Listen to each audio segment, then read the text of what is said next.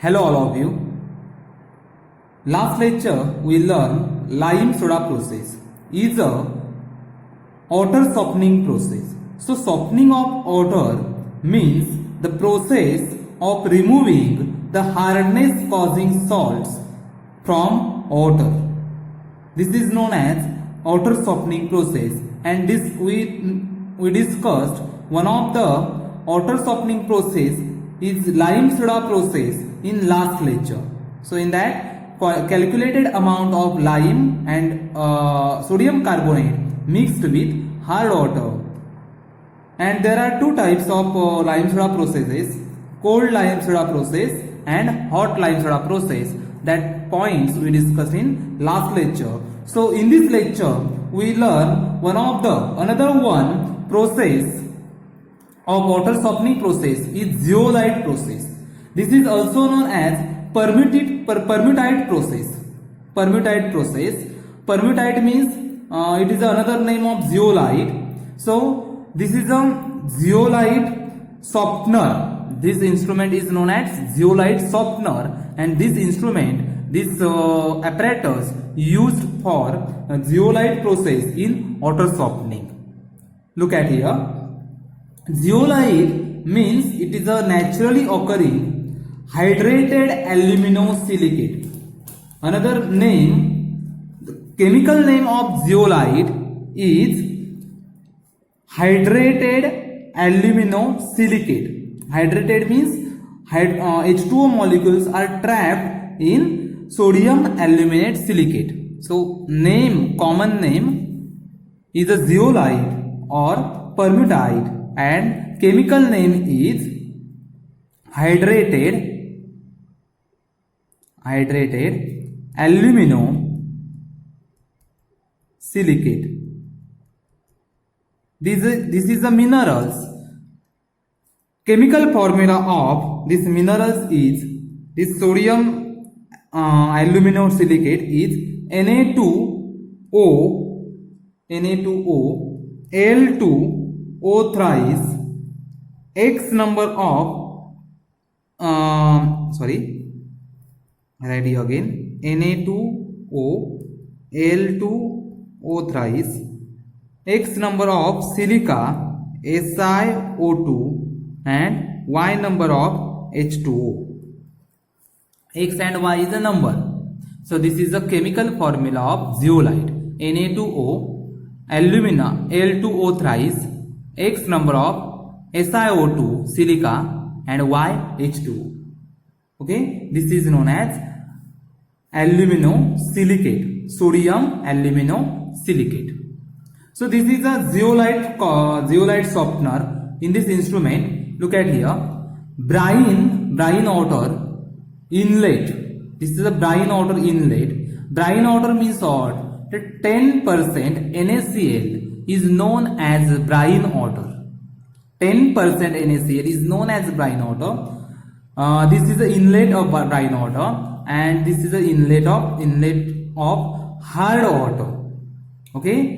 आता बघा, Bryan water इकडून येईल, इकडून हार्ड वॉटर येईल, किंवा हा हार्ड वॉटर आपला इथे ह्या सोडियम जिओलाइट वरती, म्हणजे हे सोडियम जिओलाइटचा थर असेल, याच्यावरती हार्ड वॉटर आहे. हे फाईन ग्रॅन्युअल्स आहेत वेगवेगळ्या प्रकारचे. This is a fine granules, this is a coarse granules. Means this is a bed.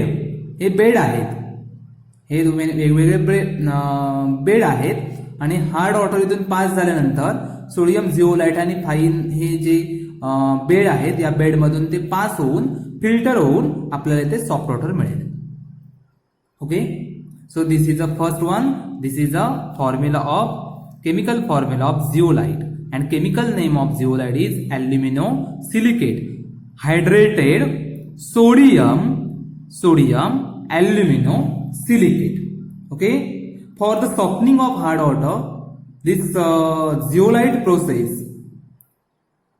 in that process, water is passed to the zeolite bed in vertical cylinder, and this zeolite is represented as, look at here, this Na2O. So this is a Na2, and remaining this part is represented by letter Z. हा जो उरलेला आहे तो आपण letter Z ने लिहायचा, कारण एवढा मोठा आपल्याला ॲल्युमिनो सिलिकेट, हायड्रेटेड ॲल्युमिनो सिलिकेट एवढं मोठं लिहायला प्रॉब्लेम होईल. म्हणून आपण काय करूया, हा शॉर्ट मध्ये लिहूया. जिओलाइटला शॉर्ट मध्ये आपण असं रिप्रेझेंट करतो.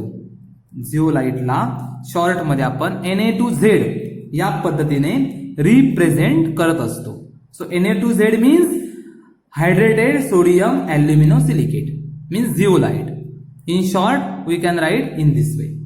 ओके, आपण हे अशासाठी लिहितो की आपल्याला केमिकल रिएक्शन्स लिहायला सोप्या जातील. सो काय होतं, इथून आपण हार्ड ऑर्डर पास करणार. इथे ब्राईन ऑर्डर वरून आपण टाकत असतो, कारण हे हा जो सोडियम जिओलाइटचा बेड आहे तो काही वेळाने त्याची इफिशियन्सी कमी होते. ओके, प्युरिफाय करून तो त्याची पॉवर कपॅसिटी आहे ती कमी होते. म्हणून आपण त्याची कपॅसिटी रिजनरेट करण्यासाठी आपण ब्राईन ऑर्डर यूज करायचा आहे. 1 by 1 बघूया. तर हा आपला काय आहे, बेड आहे, आपले ॲपरेटस आहे.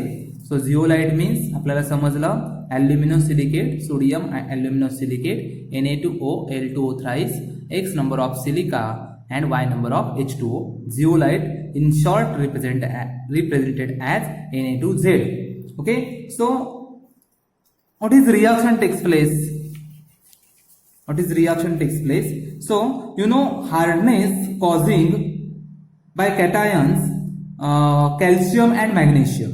आपल्याला माहितीच आहे मॅग्नेशियम, कॅल्शियम यांच्यामुळे काय होतो, आपल्याला हार्डनेस मिळतो. ओके, मग काय होईल, for example this is Na2Z means zeolite, आणि तुमच्या पाण्यामध्ये CaCl2 ही इम्प्युरिटीज असेल तर काय रिॲक्शन होईल बघा. Na2Z is replaced by this 2Cl2 is replaced by here Z, like this. Look at here, CaAZ is formed and 2 molecules of NaCl is formed. 2 molecules of NaCl is formed. म्हणजे sodium zeolite मधला हा zeolite इथल्या कॅल्शियमला काय करेल, replace करेल. Sorry, इथल्या क्लोरिन्सला replace करेल आणि तुम्हाला 2 NaCl आणि CaZ मिळेल. ओके, म्हणजे याच्यातली CaCl2 इम्प्युरिटीज अशी ब्रेक होईल. Similar, suppose Na2Z is reacts with CaSO4 impurities. ही समजा इम्प्युरिटीज असेल तर काय होईल, तुम्हाला CaZ आणि इथे Na2SO4 सोडियम सल्फेट तयार होईल. म्हणजे ही इम्प्युरिटीज असेल तर अशा रिॲक्शनने ते रिमूव्ह होईल. अनदर वन इम्प्युरिटीज, समजा आपण हे इथे मॅग्नेशियम पण घेऊ शकतो. समजा Na2Z zeolite is reacts with instead of calcium या magnesium. So what will be happen here, MgZ is form and here side products is as it is. Okay, suppose MgSO4 is impurity is present, so here form MgZ, magnesium zeolite is formed and side product is Na2SO4 sodium sulfate. Okay, आता समजा Na2Z sodium zeolite हे calcium bicarbonate impurity बरोबर react झालं तर काय होईल, तर calcium zeolite तयार होईल आणि 2NaHCO3 इज फॉर्म. सोडियम बायकार्बोनेटचे 2 मॉलिक्युल्स तयार होतील. मॅग्नेशियम बायकार्बोनेट असेल तर इथे कॅल्शियमच्या ऐवजी तुम्हाला मॅग्नेशियम दिसेल. Na2Z reacts with magnesium bicarbonate CO3 twice, इथे चुकलंय बघा, MgHCO3 ट्वाइस म्हणजे ऍक्च्युली हे कंपाऊंड असं आहे MgHCO3. HCO3 असं आपण शॉर्ट मध्ये दाखवूया. HCO3 पण नाहीये, COC ला बॉन्डिंग आहे तो, पण इन शॉर्ट आपण डीप मध्ये जायची गरज नाहीये, अशा पद्धतीने आपण लिहू शकतो. तर आपण इथे काय मिळेल, MgZ and here 2 molecules of NaH CO3. Another one here in this reaction, in this process, that types of reaction takes place, and this calcium, this water becomes free from calcium and magnesium as sodium zeolite is converted to calcium or magnesium zeolite. म्हणजे sodium झिओलाइटचं magnesium किंवा calcium झिओलाइट मध्ये conversion होईल आणि ह्या ज्या impurities आहेत त्या अशा पद्धतीने रिमूव्ह होतील. आणि या ज्या इम्प्युरिटीज तयार झालेल्या आहेत, या ज्या इम्प्युरिटीज तयार झालेल्या आहेत त्या आपण नंतर त्या बाय फिल्ट्रेशन सेडिमेंटेशन प्रोसेसने रिमूव्ह करू शकतो. आता हे जे झिओलाइट आहे त्यांची वापरून कपॅसिटी लॉस होते. That is it is said to be exhausted. आपण त्याला काय म्हणतो? एक्झॉस्टेड.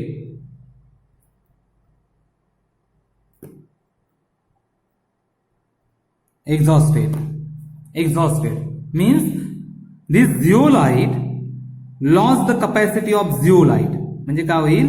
कपॅसिटी त्याची लॉस्ट होईल, कपॅसिटी कमी होईल.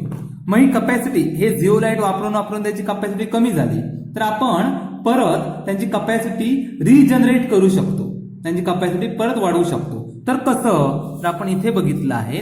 तर NaCl मीन्स ब्राईन सोल्युशन आपण ऍड करायचं. म्हणजे काय होईल बघा, 10% NaCl जर आपण ऍड केलं तर काय होणार? दिस CaZ is reacts with 2 NaCl and form again Na2Z and CaCl2. Like this, suppose MgZ असेल, magnesium zeolite is reacts with 2 NaCl and form Na2Z and MgCl2. It's a byproduct. म्हणजे आपण हा बेड NaCl ने wash करून घ्यायचा, मग तुम्हाला परत हा रिजनरेट झालेला तुम्हाला सोडियम झिओलाइट मिळेल. Okay, so this bed is then washed with deionized water to remove calcium and magnesium chloride. Okay, so what is the advantages of this process? So first advantage is this equipment is a compact and easy to operate. It's a very simple, easy to operate and it's compact. It's the first advantage. Second advantage, it is automatically adjusted itself to water of different hardness. म्हणजे कुठच्याही hardness तुम्ही यामध्ये पाणी add करा, ते तसं adjust होऊन ते तुम्हाला प्युअर वॉटर मिळेल. Okay, another one, in this process the hardness causing ions are simply exhausted with sodium ions. Hence the process do involve any precipitation and sludge formation. Okay, and another one advantage of this, hardness is removed completely. Hardness is removed completely by this process. So disadvantage, first disadvantage, we cannot adjust the pH around 7. आपल्याला पाण्याचा pH जो 7 असतो तो या झिओलाइट बेडने आपण जे पाणी स्वच्छ करणार आहोत त्या पाण्याचा कधी H+ आयन्स OH- आयन्स हे जास्त झाले तर पाण्याचा आपल्याला किंवा काही इम्प्युरिटीज असतील तर काही पाण्याचा आपल्याला जो pH आहे तो एक्झॅक्ट बॅलन्स करता येत नाही, कारण पाण्यात तुमच्या एक्सेस ऍसिडिटी किंवा अल्कलिनिटी असू शकते. सो आपण हार्डनेस जरी कम्प्लिटली रिमूव्ह केला तरी आपण एक्झॅक्ट त्याचा pH ऍडजस्ट करू शकत नाही. अनदर वन, आपण गरम पाणी यूज करू शकत नाही, आपण त्याने सॉफ्ट करू शकत नाही. If hot hard water cannot be soften by zeolite process because zeolite tends to dissolve in it. गरम पाण्यात झिओलाइट वितळतं किंवा विरघळतं. ओके, आणि काही वेळा पाण्यामध्ये सस्पेंडेड टर्बिड मॅटर असतो, तो सुद्धा आपण झिओलाइटने सहज आपल्याला रिमूव्ह करता येत नाही, कारण त्याच्यामुळे झिओलाइटच्या होल मध्ये जाऊन ते चिपकून राहतात. Okay, so this is the advantages and disadvantages of this zeolite process. So important point is zeolite, chemical formula of zeolite is Na2O L2O thrice X SiO2 Y H2O. The chemical name hydrated sodium aluminate. How can we regenerate this zeolite bed? By using brine solution, that is 10% NaCl solution. This types of reaction takes place, and main advantages is hardness is removed completely. It's very easy to operate. It's a compact and simple. It's automatically adjusts to itself, and in this process, the exhausted zeolite we can regenerate. So this is a zeolite process. Next water softening process is ion exchange process. Next water softening process is ion exchange process. So this process is also called deionization or demineralization. Ion exchange process, it is also one of the water softening process. This is also known as deionization process or demineralization process, because all the cations and anions are completely removed in this process by using ion exchange resins. Ion exchange नावाचे जे resins असतात, मण्यांसारखे जे resins असतात, resins is one of the particles, असे काही resins नावाचे particles असतात मण्यांसारखे, ते आयन एक्सचेंज रेझिन्स वापरून तुम्ही पाण्यातील सगळी कॅटायन्स आणि एनायन्स रिमूव्ह करू शकता. Okay, so this is the ion exchange process, also known as deionization or demineralization process. All the cations and anions are completely removed by this process. So there are two types of resins used in this ion exchange process. First one, cation exchange resins. Second one, anion exchange resins. First one is a cation exchange resins. Second one, anion exchange resins. Okay, दोन प्रकारचे resins आहेत. तर आपण पहिलं cation exchange resins काय ते बघूया, then anion exchange resins. So cation exchange resins are capable to exchange their hydrogen ions. तुम्हाला माहिती आहे कॅटायन म्हणजेच कोण, कॅटायन ज्यांच्यावरती पॉझिटिव्ह चार्ज असतो ते कॅटायन्स, आणि हायड्रोजन वरती कुठचा चार्ज असतो तर पॉझिटिव्ह. मग हायड्रोजनला रिप्लेस करणारे आयन्स किंवा आपण रेझिन्स म्हणू, the resins which replace hydrogen, this is non as cation exchange resins. पाण्यात तुम्हाला माहिती आहे वॉटर, पण पाणी कशापासून बनतं, H+ and OH- ions, H+ आणि OH- आयन्स पासून. तर त्याच्यातला H+ आयन्स एक्सचेंज करणार, पाण्यातलं H+ आयन्स बाजूला करणार, त्याला आपण म्हणतो cation exchange resins. They are capable to exchange hydrogen ions with other cation in water. with other cations in water. They can be represented as, आता आपण रिप्रेझेंट कसं करतो बघा, R- H+, R-H+, बघा R-H+, like this, it is represented as R-H+. In this way we can represent cation exchange resins. Anion exchange resins we can represent R+OH-. कसं असतं, R+OH-. In this way we can represent anion exchange resins. Okay, so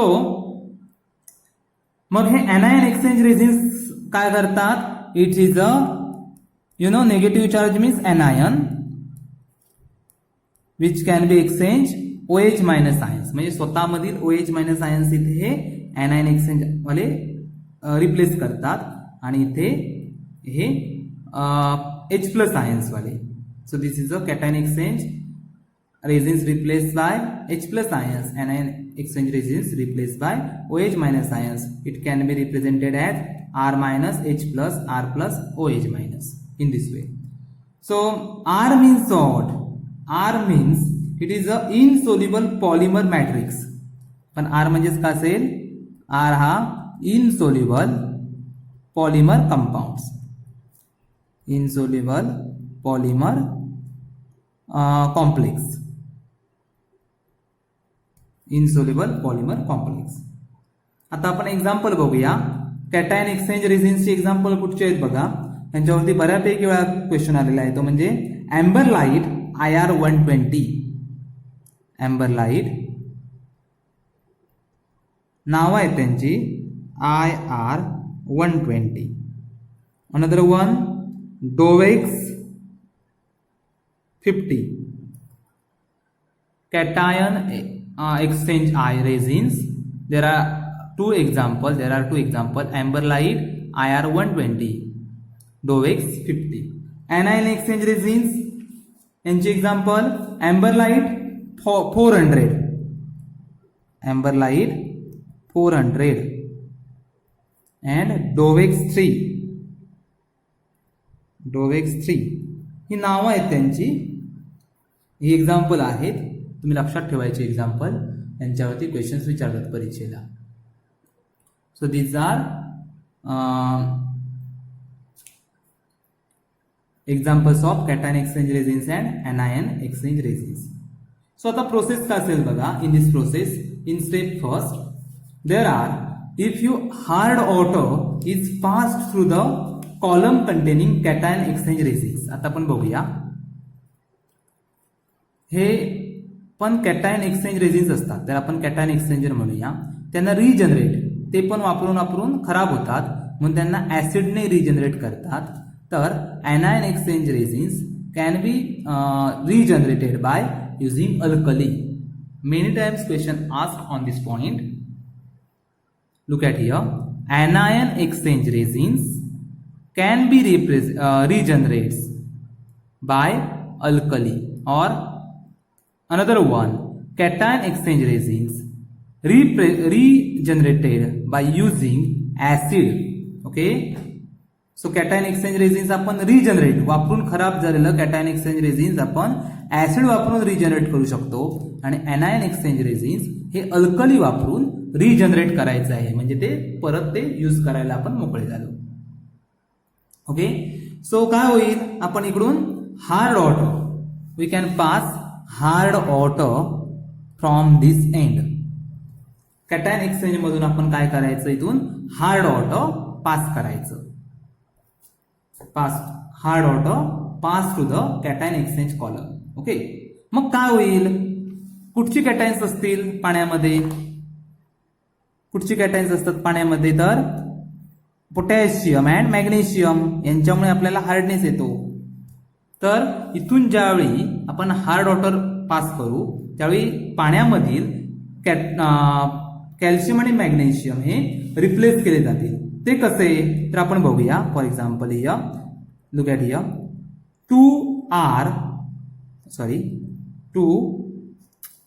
1 minute हा, दिसतंय का बघा. 2RH, so H plus R minus, 2R minus H plus, this is a cation exchange resins, reacts with this is a cation. काय झालं, पाणी इथून आपण hard water pass केलं, मग कॅटायन एक्सचेंज रेझिन्स काय करतील, तर याच्यातल्या फक्त कॅल्शियम बरोबर रिॲक्ट होतील आणि तयार काय होईल, R2CA तयार होईल आणि 2 हायड्रोजन आयन्स तुम्हाला इथे बघायला मिळतील. 2 hydrogen ions are separated, release. 2 hydrogen ion release होतील. समजा इथे मॅग्नेशियम इम्प्युरिटीज असेल तर मॅग्नेशियम पासून तयार झालेली इम्प्युरिटीज, तर तुम्हाला R2CA च्या ऐवजी R2Mg मिळेल. 2H+ ions R remove. Okay, हे झालं कॅटायन एक्सचेंजचं. मग anion एक्सचेंज रेझिन्स काय करतील, जे एनायनिक ग्रुप्स असतील, like chlorine. Anionic groups means chlorine minus, SO4 2 minus, NO3 minus, like this anionic part. Anion exchange resins काय करतील, ROH मायनस, R+OH मायनस. हे पाण्यामधील, म्हणजे इथून तुमचं पाणी आता पास होऊन आलं, इथे कॅटायन बाजूला झाले आणि जे पाणी तुमचं इकडे येईल इथे एनायन एक्सचेंज रेझिन्स काय करतील तर त्याच्यातल्या फॉर एक्झाम्पल क्लोरीन निगेटिव्ह असेल तर त्याच्याबरोबर रिॲक्शन करतील आणि काय तयार होईल R Cl and OH minus. Like here 2ROH reacts with SO4 minus minus and form R2SO4 and 2OH minus. तुम्हाला माहिती आहे याच्यावरती चार्ज पॉझिटिव्ह असतो याच्यावरती निगेटिव्ह. ओके सो इथे काय झालं OH मायनस आयन्स सेपरेट झाले आणि इथे H प्लस आयन्स म्हणजे तुम्हाला इथून पाणी असताना इथे कॅल्शियमला अडवलं जातं आणि फक्त H प्लस आयन्सला आणि उरलेले सगळा भाग आहे H प्लस आयन्स आणि negative impurities OH minus ions यांना पुढे पाठवलं जातं. इथे काय केलं जातं H प्लस आयन्स आणि OH मायनस आयन्स यांना पुढे पाठवलं जातं आणि इथे क्लोरीन SO4 सारख्या ज्या एनायनिक इम्प्युरिटीज असतील त्यांना इथे ट्रॅप केलं जातं आणि इथून तुम्हाला पुढे पास काय झालेलं मिळणार मग पहिल्यातून पास झालेला H प्लस आयन्स दुसऱ्यातून पास झालेले OH मायनस आयन्स आणि हे again combine together and form H2O molecule. So H plus ions is release from cation exchange resins and OH minus is released from anion exchange resins to in the column that combine to produce auto molecule like this. Okay, so in sometimes resins loses their H plus and OH minus ions and get exhausted. आता हे जे असतील हा resins असेल याच्यातले H plus ions देऊन देऊन देऊन तो एक्झॉस्ट होईल तर हा जो रेझिन्स असेल तो OH मायनस आयन देऊन देऊन एक्झॉस्ट होईल. मग त्यांना तुम्ही रिजनरेट कसं काय कराल how can we regenerate this cation and anion exchange resins. So how can we regenerated look at here.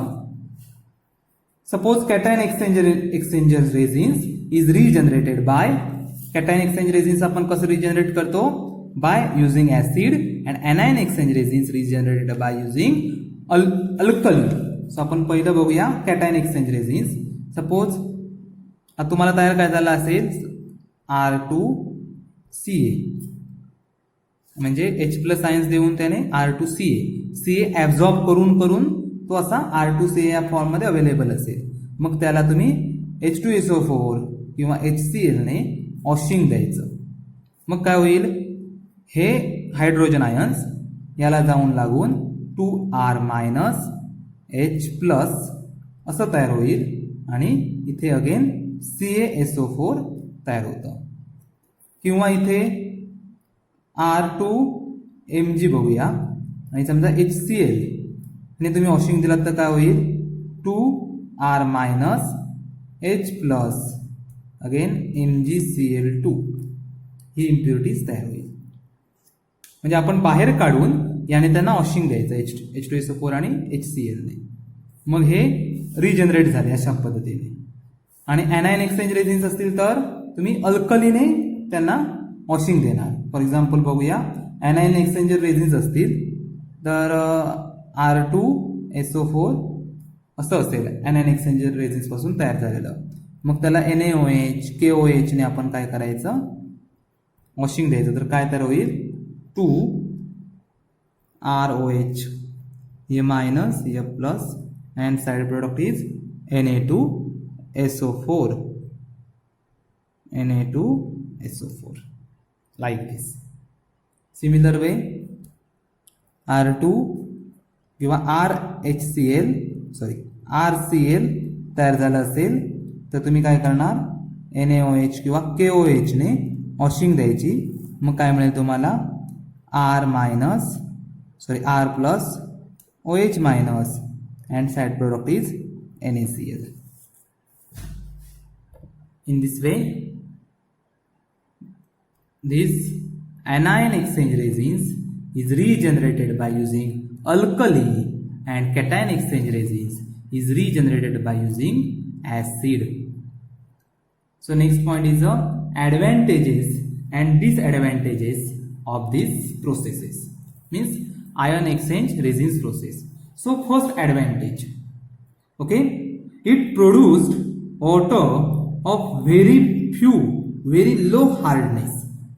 जे तुम्हाला पाणी पुढे मिळेल ते एकदम प्युअर झालेलं असेल, कारण सगळ्या प्रकारच्या कॅटायन आणि एनायन ज्या इम्प्युरिटीज असतील, पॉझिटिव्ह निगेटिव्ह ज्या इम्प्युरिटीज असतील ते इथे रिप्लेस होऊन येत असल्यामुळे यांच्यापासून जे पाणी मिळेल ते बऱ्यापैकी प्युअर मिळतं, म्हणजे भरपूर प्रमाणात प्युअर मिळतं. So it produce water of very low hardness.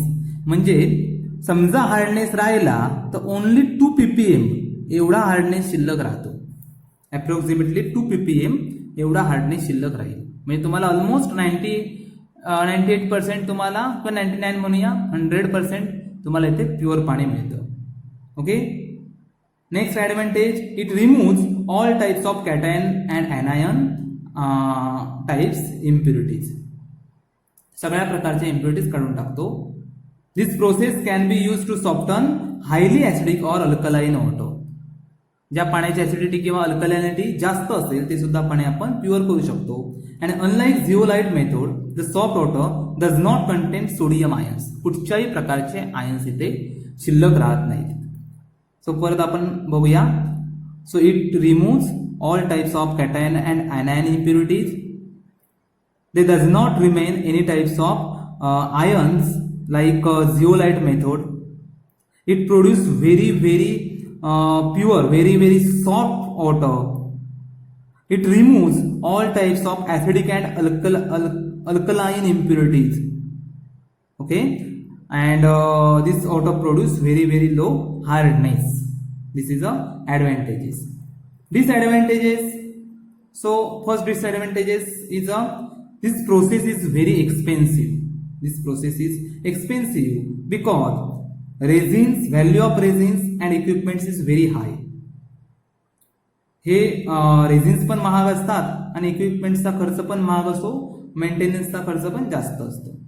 किंवा जर टर्बिड वॉटर असेल, गढूळ पाणी असेल, तर मात्र याची इफिशियन्सी थोडीशी कमी असते. बाकी तसे याचे डिसएडव्हान्टेजेस नाही आहेत. हे महाग आहे. महत्वाचं डिसएडव्हान्टेजेस म्हणजे हे आपण जरा महाग आहे आणि जे आखाती देश म्हणतो आपण, अरेबियन कंट्रीज, त्या तिकडे पाणी शुद्ध करण्यासाठी हे आयन एक्सचेंज प्रोसेस ह्या मोस्टली यूज केल्या जातात. म्हणजे अशा प्रकारचे कॉलम्स असतात. आपण बघितलं इथून H+ आयन्स, इथून पॉझिटिव्ह इम्प्युरिटीज रिमूव्ह करेल, इथलं जे आयन एक्सचेंजर रेझिन्स असेल ते पॉझिटिव्ह इम्प्युरिटीज काढून घेईल, इथला निगेटिव्ह इम्प्युरिटीज काढून घेईल आणि इथून H+ आणि OH- आयन इकडे येतील. इथे व्हॅक्युम पंप देऊन प्रेशर क्रिएट केलेलं आहे आणि इथून डिआयोनाइज्ड वॉटर तुम्हाला बाहेर पडेल. म्हणजे कुठच्याच प्रकारचं त्याच्यात आयन्स नसतील, H+ आणि OH- आयन्स फक्त असतील.